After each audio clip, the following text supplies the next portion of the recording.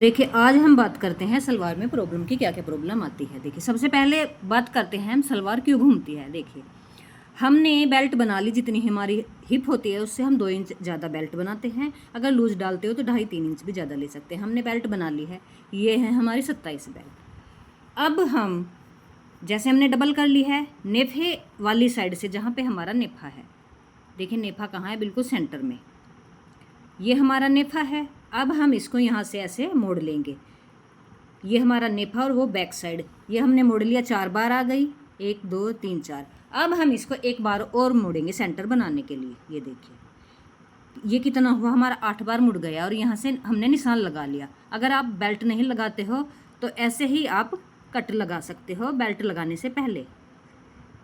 ये हम यहाँ से ऐसे टच करके भी निशान लगा सकते हैं, या दोबारा से खोल के फिर दूसरी साइड में हम निशान लगा लेंगे, क्योंकि हमने बेल्ट जोड़ दी है इसलिए हमें पलटना पड़ा। ये हमने निशान लगा लिया है, इतनी बात आपकी समझ में आ गई होगी। अब ये जो हमारा सेंटर है और जो हमारे मोहरी का सेंटर है, मोहरी पे जहाँ पे क्रीज आती है प्रेस से, तो वहाँ पे जो क्रीज बनती है, ये प्लेट हमारा बिल्कुल सेंटर में आना चाहिए। ये देखिए, जब ये सेंटर में आएगा तो सलवार हमारी नहीं घूमेगी। हम दूसरी तरफ भी देखते हैं, ये सलवार बिल्कुल भी नहीं घूमेगी, क्योंकि देखिए बच्चे शुरू में सीख रहे हैं, लेकिन बहुत अच्छी कोशिश की है बनाने की। कपड़ा इसमें थोड़ा था इसलिए बेल्ट में और पोंचे में हमें दूसरा लगाना पड़ा। ये देखिए, यहाँ भी हमने बिल्कुल सेंटर बना है, ये प्लेट बीच में आई है। कई बार आप क्या करते हो, प्लेट आगे पीछे कर देते हो, कई जगह ज़्यादा और कई जगह कम कर देते हो। देखिए, या तो बीच में ज़्यादा कर दोगे या साइड में ज़्यादा कर दोगे, हमें ऐसे नहीं करना है। दूसरे इन्होंने क्या किया है, आप बेल्ट में क्या गलती करते हो, देखिए कपड़ा थोड़ा था, क्योंकि आप बेल्ट भी देख चुके हो कितनी ज़्यादा है, 27 है। तो इन्होंने क्या किया, जो एक्स्ट्रा कपड़ा लेना पड़ा उसकी बिल्कुल सेंटर में जोड़ लगा दिया।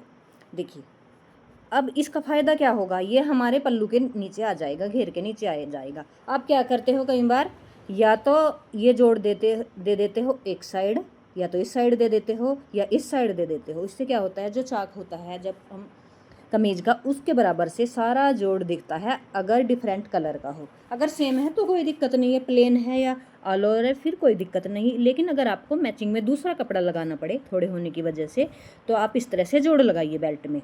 दूसरा देखिए, अब इन्होंने ये जो जोड़ लगाया है, ये नेफे में ये सारा ऊपर आ जाएगा।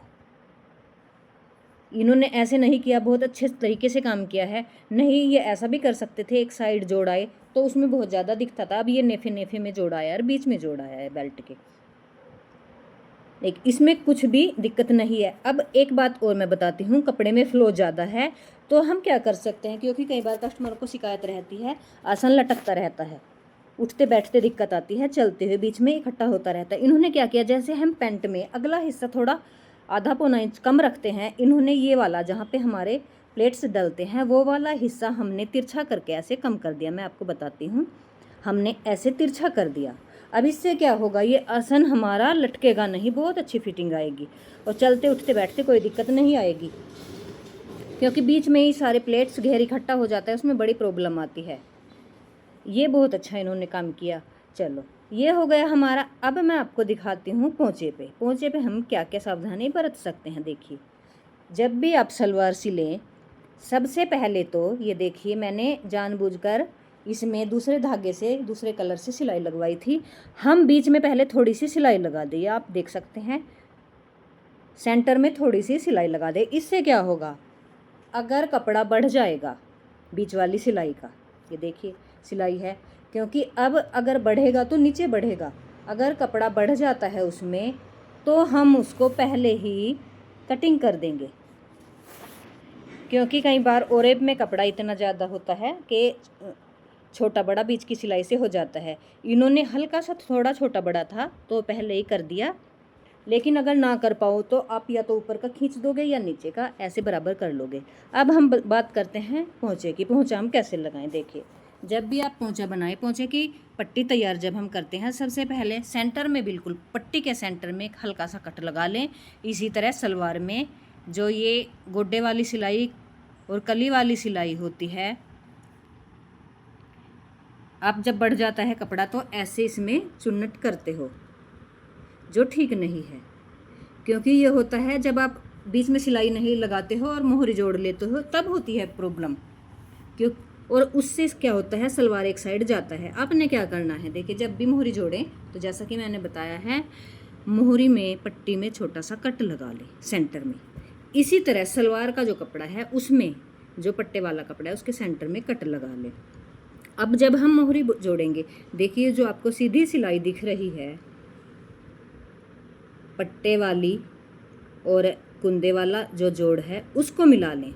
ये देखिए ये सिलाई हमारी यहाँ है, इसकी सिलाई ये है। इसको हम ऊपर नीचे बिल्कुल रखेंगे जैसे आगे पीछे ना हो, और जो एक्स्ट्रा छोटा बड़ा कपड़ा होगा वो हम काट देंगे। ये हमने रख लिया। आप चाहो तो इसमें पिन भी लगा सकते हो ताकि कपड़ा हिले ना। अब ये जो थोड़ा सा छोटा बड़ा कपड़ा हुआ है हमने ऊपर तक देख लिया है, ये देखिए इसको हम कटिंग कर देंगे, क्योंकि अगर आप इसको बिना काटे ही सिलाई लगा दोगे तो फिर सलवार घूमने के चांसेस ज़्यादा होंगे। अब हमने यहाँ पे सिलाई लगा के, एक आपको क्या करना है, पट्टी जैसे 7 इंच के पोंचे हैं या 6 इंच के है तो कम से कम, जैसे 6 इंच के पोंचे हैं तो 12 हुए, तो कम से कम हमें 4 इंच ज़्यादा रखनी है, यानी कि हमें 16-17 इंच की पट्टी लेनी है, तब ठीक आएगा। ये नहीं तो छोटी रह जाती है बराबर में, फिर पूरा ही कपड़ा बचता है। अब हमने जो छोटा बड़ा कपड़ा है ये कटिंग कर देना है। नहीं तो क्या करते हैं बच्चे, इसको आपस में मिला के सिलाई लगा लेते हैं, इससे आगे पीछा कपड़ा तो ठीक हो जाता है सिलाई में, लेकिन वो फिर सलवार घूमने लगती है। हमने ये काम करना है। देखिए नाप लिया है हमने, निशान लगा देते हैं। अब जब हम ये सिलाई लगाएंगे बीच वाली, तो ये हम खींच के लगाएंगे, इससे क्या होगा, सिलाई हमारी टूटेगी नहीं। ये काम हो गया। अब हम दूसरे साइड भी देखते हैं इन्होंने क्या किया है। बहुत अच्छे से काम कर रहे हैं।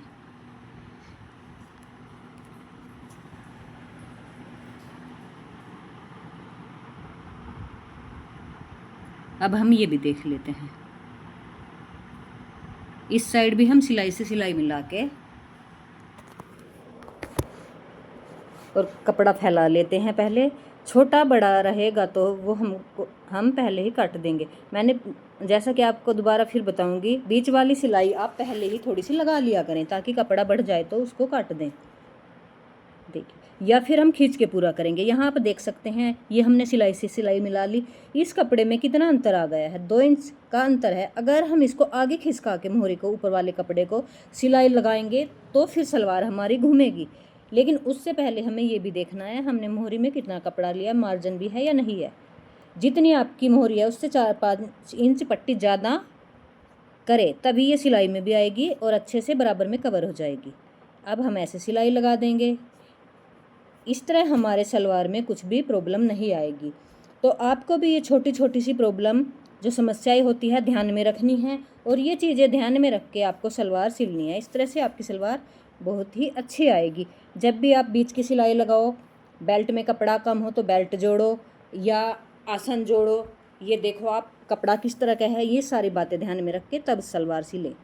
देखिए अब इसमें कुछ भी दिक्कत नहीं आएगी क्योंकि जिस तरह का ये कपड़ा था। आशा है आपको वीडियो पसंद आई होगी। वीडियो पसंद आई हो तो please like share and subscribe ज़रूर कीजिए, और अपने दोस्तों को औरों को भी भेजिए ताकि सभी घर बैठे सिलाई का फ़ायदा उठा सके और घर बैठे सिलाई सीख सके। Thank you for watching.